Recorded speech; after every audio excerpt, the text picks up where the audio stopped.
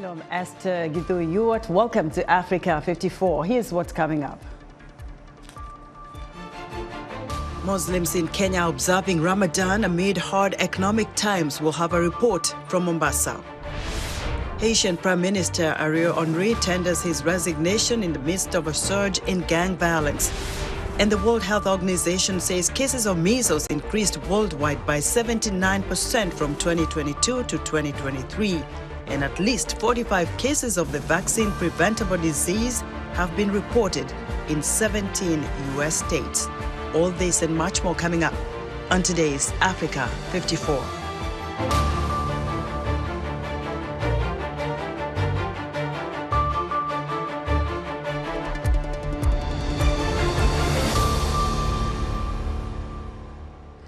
Muslims in Kenya observing the month of Ramadan amid hard economic times. From the predominantly Muslim coastal city of Mombasa, VOA's Collins Liberty Adede has more. Muslims in Kenya have officially begun observing the holy month of fasting and prayer, Ramadan. This is after the new moon was sighted last night in East Africa. A few of them had begun fasting a day earlier after the new moon was sighted in Saudi Arabia. I urge all Muslims to take advantage of this holy month of Ramadan to foster unity of purpose, kindness, humility, and love among them by observing the tenets of faith and teachings of our beloved Prophet Muhammad sallallahu alaihi wasallam to realize the objective of Ramadan, attaining righteousness. I especially call upon all Muslims endowed with wealth to help the poor and needy among them, give solace to the destitute, and strengthen the bonds of brotherhood among the community. And true to this call, well-wishers and good Samaritans have pooled resources together to distribute food to the less fortunate in various parts of the country. They have donated both wheat and maize flour, sugar, salt, cooking oil, and other cereals. We are hoping and praying that this humble gesture will go a long way to alleviate and cushion very many needing Kenyans during this tough economic time. We are extending obviously our effort of compassion and solidarity in keeping up with this holy month of Ramadan. The holy month of Ramadan also comes as a blessing for street food vendors who are always allowed to sell their wares on the streets of Mombasa city. We spoke to some Muslims in Mombasa on how they have received the occasion. They expressed optimism despite the harsh economic time. Yeah, the times are so tough. The economic is so tough. It is challenging, but we always believe that Ramadan comes with its own blessings. My humble appeal to all the Muslims out there is to make sure this is an opportunity for you to reflect back on what you as a person and your connection with your creator, that is Allah subhanahu wa ta'ala. So this is the time that you give back to the society. This is the time that you do all the good deeds that will elevate those who are less privileged in the society. And I'm so grateful, although it's a little challenging with the weather and the economy, but alhamdulillah. It is true, as we speak, Kenya is currently facing an economic challenge. As much as there are challenges in terms of the economy, but as Muslim, we believe everything is going through the faith of Allah. So no matter the little you have, you are always encouraged to try as much as possible to share. For the next 29 days or so, families will be gathering together for an evening meal called iftar and evening prayers called tarawih, and crown it with the final day of fasting, Eid ul-Fitri. Collins Liberty Adede, VOA, Mombasa. Amid a surge of gang violence, Haitian Prime Minister Ariel Henry has tendered his resignation as head of the Caribbean nation. According to the leader of the Conference of Heads of Government, the Caribbean Community, or CARICOM, the 74-year-old unelected neurosurgeon had held the post since 2021. Henry, who has... After the Council of Ministers tonight accepted to put into place a transitional presidential council, the members of the council will be picked after the agreement with different sectors of the national life. The government I am running will remove itself immediately after the establishment of said council.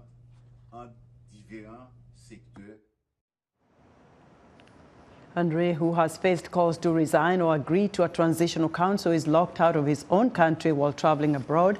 Criminal gangs have overrun much of Haiti's capital, Port-au-Prince, and closed down its main international airport. The U.S. State Department says Henry is in Puerto Rico and is taking steps to return to Haiti once feasible. U.S. Secretary of State Anthony Blinken announced an additional $100 million to finance the deployment of a multinational force to Haiti. Blinken also announced another $33 million in humanitarian aid and U.S. support for the Haiti transitional process. We support the plan to create a broad-based, inclusive, independent presidential college that would, in particular, first take concrete steps to meet the immediate needs of the Haitian people. Second, enable the swift deployment of a multinational security support mission. And third, through that deployment, through a reinforced Haitian National Police, create the security conditions that are necessary to hold free and fair elections, to allow humanitarian assistance to get to people who need it, and to help put Haiti back on a path to economic opportunity and growth. In a show of defiance, powerful Haitian gang leader Jimmy Cherizier fired shots in the streets of Port-au-Prince, saying Haitians have to decide who is going to take the head of the country and what model of government they want. Meanwhile, Haiti's government announced it has extended a curfew intended to restore order in the country's western region. The curfew is in effect until Thursday morning. Kenyan officials say their police officers will soon be in Haiti to confront gangs controlling the capital. Cabinet Secretary for Interior Kithure Kindiki spoke to the media in Nairobi Tuesday. The status is as you know it. There was a small court matter.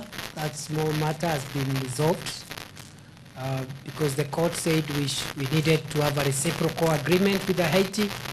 That reciprocal agreement has already been signed about a week ago. So we are now in the pre-deployment stage. All the other programs are in place, including the status of forces agreement and the laws on detention, arrests, and other enforcement measures are now in place. The standard operational procedures are in place, and Kenyan police officers will be just part of the multinational security mission in Haiti. Kenya is the lead nation, but there are so many other countries that have pledged to contribute troops. And this came from the mandate of the United Nations Security Council. So as part of our international obligations, the court matter has been addressed. That was Kithure Kindiki, Kenya's Interior Secretary. The U.S. and other powers are pushing for a swift deployment of Kenyan police officers as a precondition for a half-dozen other African and Caribbean countries to also send security forces. For more perspective on the crisis in Haiti, David Onserio Monda, Professor of Public Policy and Constitutional Law, City University of New York, joins us live from New York. Professor Monda, welcome back to Africa 54. Thank you for having me. Now, how might the deteriorating security situation in Haiti affect the deployment of the multinational force? I think it poses two major challenges. I think number one is how the intervening forces, once that's decided, whether it will be Kenyan troops in combination with a range of other countries, how those troops will be able to land into the country when the gangs are still in control of major highways and also of the areas around the airport. So that's one element of it.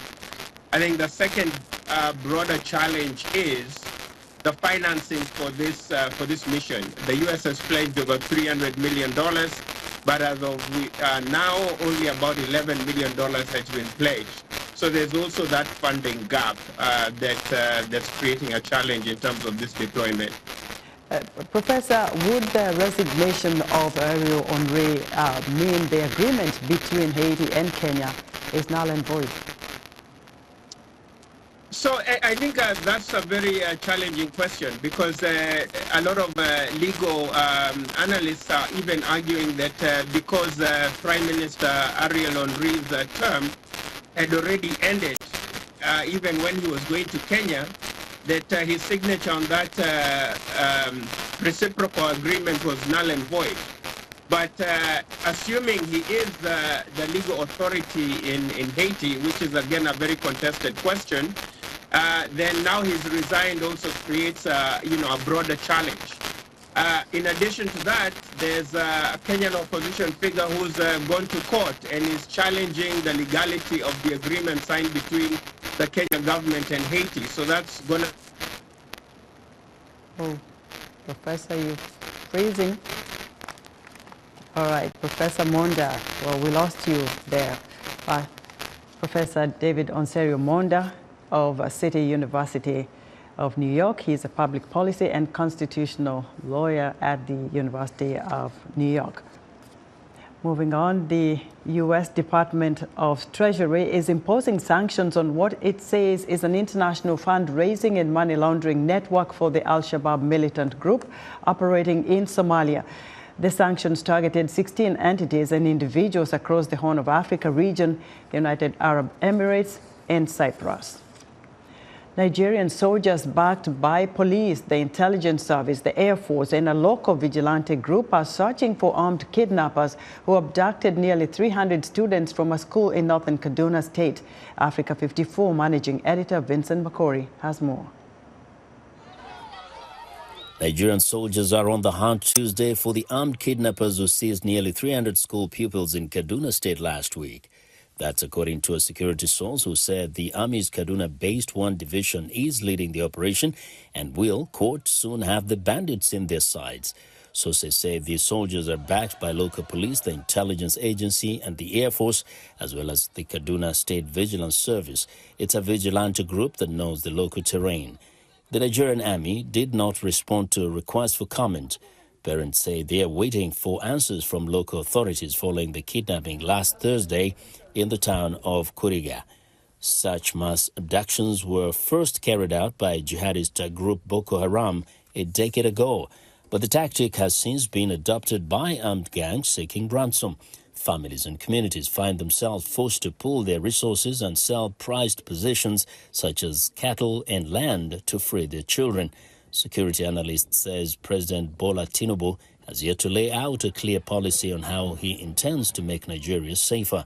He took office last May, promising to tackle widespread insecurity. Lagos-based consultancy SBM Intelligence says that since then, 4,500 people have been kidnapped throughout Nigeria. Vincent Makori, VOA News, Washington. As we celebrate Women History Month, Kenya is changing the narrative of underprivileged women and girls who come from one of the largest informal settlements in Africa by supporting their education and overall well-being. Funded by the Centers for Disease Control and Prevention, CFK, Africa has been designated as CDC's lead implementation partner. And joining me from Nairobi is Jeffrey Okoro, CFK Africa Executive Director. Mr. Okoro, welcome to Africa 54. Thank you, Esther. I so do appreciate the opportunity. So I'll just start off by sharing that CFK Africa works with residents of informal settlements to address key issues around health, education, and extreme poverty. Right. And So tell us more about what you're doing now to empower the models of young African women right there where you are at CFK Africa. Yeah, so we have been invested in supporting women for the past 2 decades, and currently we have 2 models for supporting young women who are in extreme poverty in Kibera and other slums. So we have our Funzo project, which is basically a pathway for teenage mothers to realize their rights education, and we pair this with psychosocial and mentorship. And we do this largely through engagement with community members, mostly to drive advocacy, but also to have long-standing engagement beyond just the project period. Secondly, we have our safe space model, which is one of our pioneer projects with Population Council, and it's basically creating safe space within communities for young women and girls, basically, to be able to get mentorship, learn, but also model other young girls within the community. And so we've done this for a while, and we are now even spreading it across other communities in informal settlements in Kenya. Jeff, let's talk about the kind of medical services you're offering those young women at the Tabitha Medical Clinic in Kibera. Right. So we know that health is key for supporting young women. And so we run 3 health facilities. We run Tabitha Medical Clinic and a maternity home, as well as a youth-friendly center. And within this facility, we offer primary care. We also provide some key services that are not accessible for a lot of young folks, especially young women in Kibera, such as antenatal and postnatal care. We offer family planning. We also offer cervical cancer screening. And we offer quality service that is mostly lacking in informal settlements that we operate in. Can you give us maybe an example of one of the success stories of girls you've mentored through that program? Girls coming from Kibera, we know it's really an impoverished kind of part of the country in Kenya. Give us something outstanding there. Right. So through our Funzo project, we had a really encouraging and uplifting story of this young girl called Caroline. We recently recruited her through our Funzo project, and she basically had dropped out of school for over a year. And she was also shunned by her family, and she was, basically out of the family house. And we had the opportunity to support her through the Funzo project. And after being out of school for over a year and just going back to school, almost just 3 months now, she's topping her class. But that's not it. It's the idea that there is so much potential that is untapped because there are so many barriers that prevent young women accessing education, which is the cornerstone for development. And so Caroline is currently, she is an example of what education can do. Yeah. Jeff, thank you very much for supporting the young women in Kibera. Jeffrey Okoro is the CFK Africa Executive Director. Still to come, the World Health Organization issues a warning on the low stock of a much-needed vaccine. We'll be right back.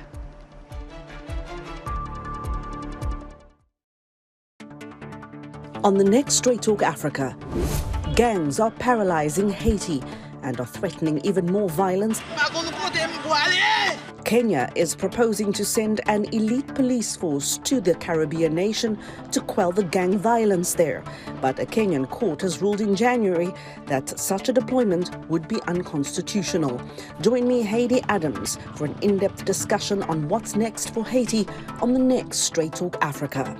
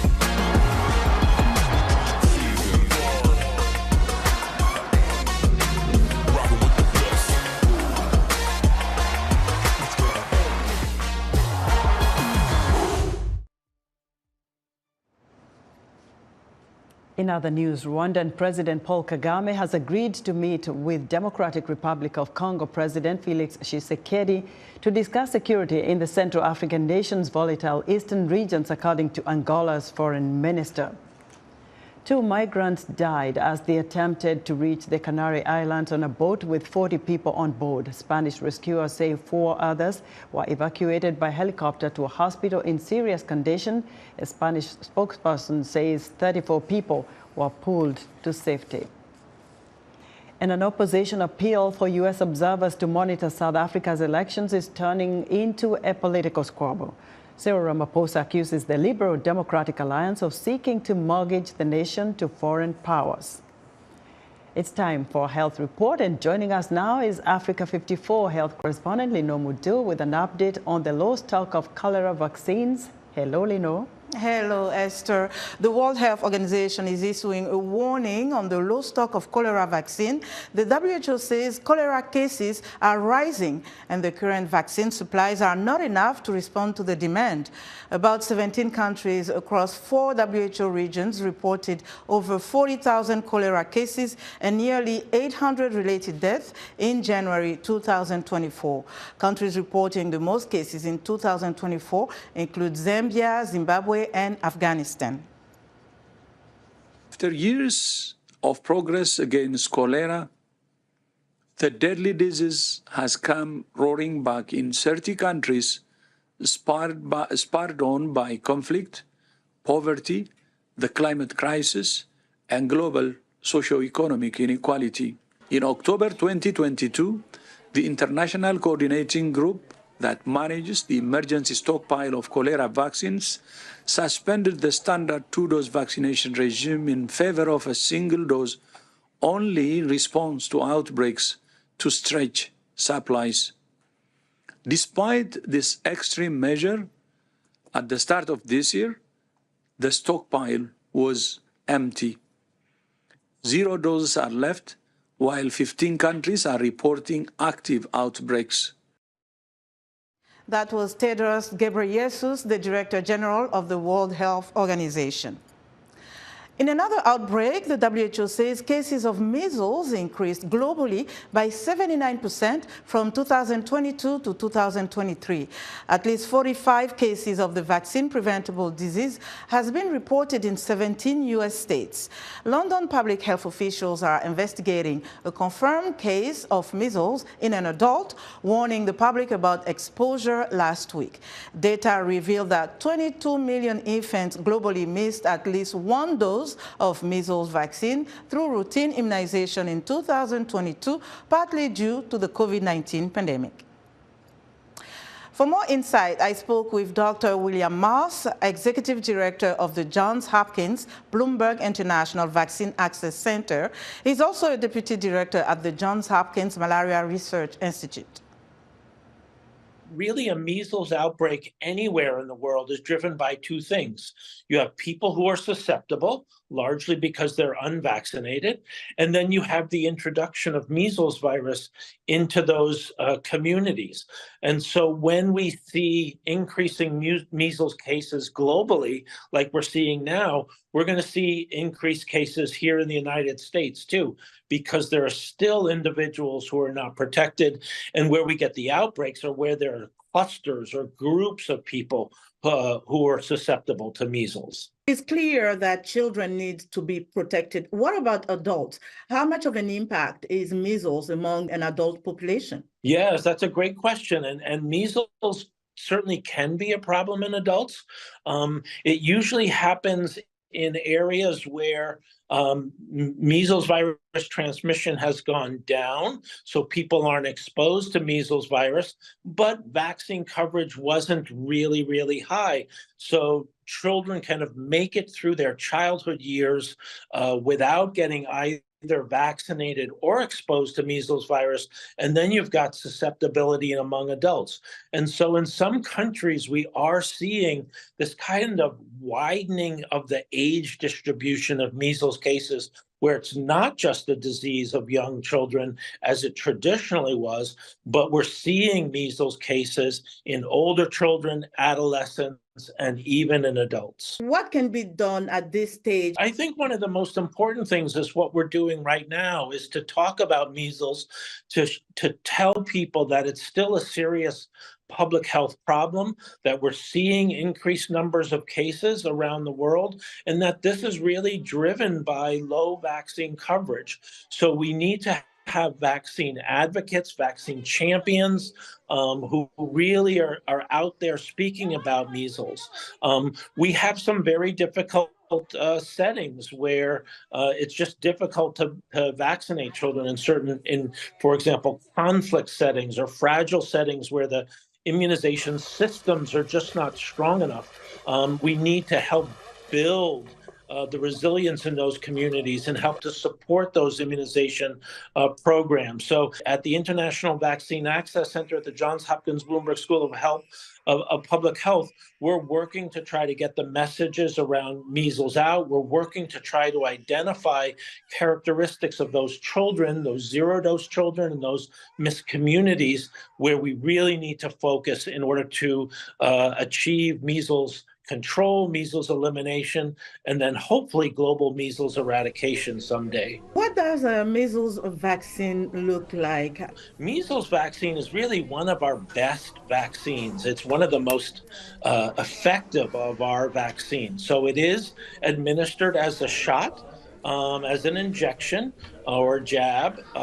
The World Health Organization recommends that all children receive 2 doses of a measles vaccine, and almost everyone who gets 2 doses of a measles vaccine is protected.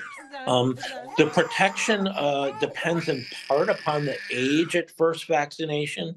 So when the measles vaccine is given at 9 months of age, as it is in many countries, maybe about 85% of children are protected, and that's why there's a second opportunity or second dose of measles vaccine that's recommended. If it's given later in life, in the first year of life, say 12 to 18 months of age, maybe 95% of children are protected. With 2 doses, it pretty much protects everyone for their life. Until vaccines reach the last child, what can communities do in the meantime to protect themselves? What would you advise people to do? You know, communities need to kind of assess what the challenges are in their specific community. Is it a problem with access, getting the vaccines, and then, working with their governments and their local governments and community organizations to make sure that all children have access to vaccines, and then addressing on the demand side, making sure that caregivers and parents understand the value of measles vaccination, and that this is an important thing to have their child vaccinated and protected against measles. Our health report for today. To stay in touch, find me on X at Lenore Moudou. Esther, back to you. Thanks, Lino. Be sure to watch Lino Moudou's health reports every Tuesday on Africa 54. And that's our show for today. Be sure to watch Africa 54 on our website at voaafrica.com. From all of us here in Washington, thanks for watching.